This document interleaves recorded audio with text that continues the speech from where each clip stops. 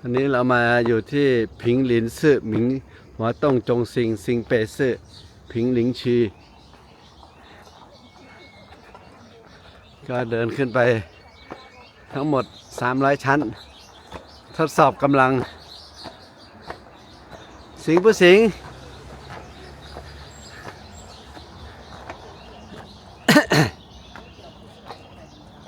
ว้าเจนเก้าเก่าเนี่ยฮะเก้าเก่าเก้าโตอ่ะฮะ我的脚软了呢这还没有走上去我的脚软了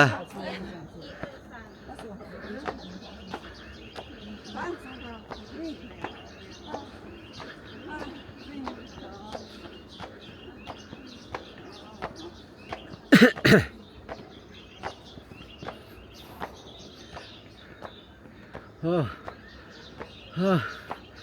嘿老了脚软了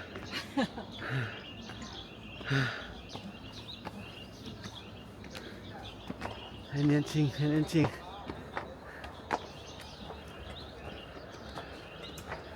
哇蛮陡的呢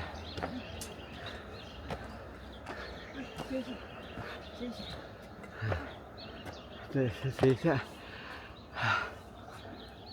不放了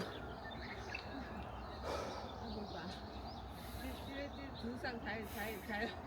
走才比较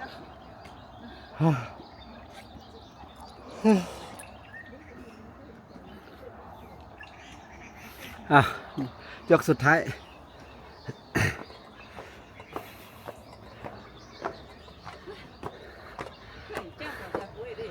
对不要看上面也看脚底就到了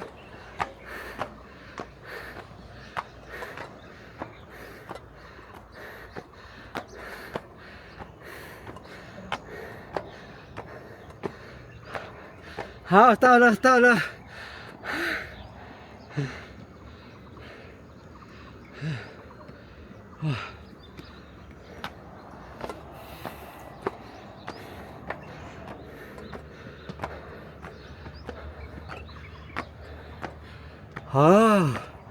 你到观音了嘿还在上去啊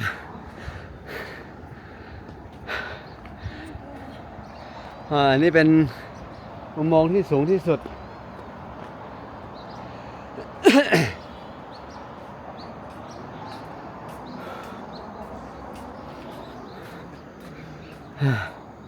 串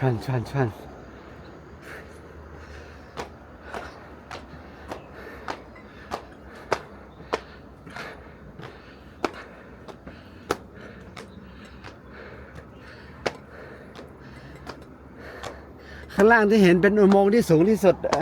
ยาวที่สุด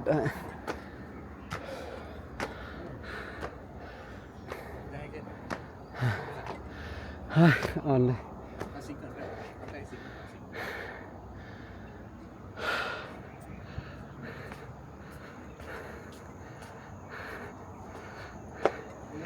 ที่ข้างล่างนี่อุโมงค์ที่ยาวที่สุดอาจารย์13 กิโลครับ12มา13เกือบจะ13โล13มันทะลุไหนทะลุอีกนั่นน่ะเมืองหนึ่งเลยฮะทำเก่งเลยเนาะยาวมากเลยฮะโอ้โหอะไรฮะเพราะขับไปบ่อยครับบางทีคนไปสวดมนต์ที่ท่านบนโดยคนไทยเสียชีวิต 5-6 ศพเลยเนี่ยมันเจาะมาทะลุกันนะฮะเป็นพันล้านเลยเนาะ12 ปีฮะ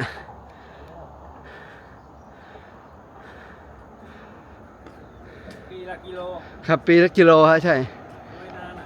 โหนานฮะเจาะยากมากเจาะเดินน้ำรั่วเดี๋ยวต้องอุดอีกไงฮะปีละกิโลครับ12 ปีฮะถ้าต่างประเทศไม่ถึงเนาะไม่ถึงอะต่างประเทศปีเดียวถ้าจีนเนี่ย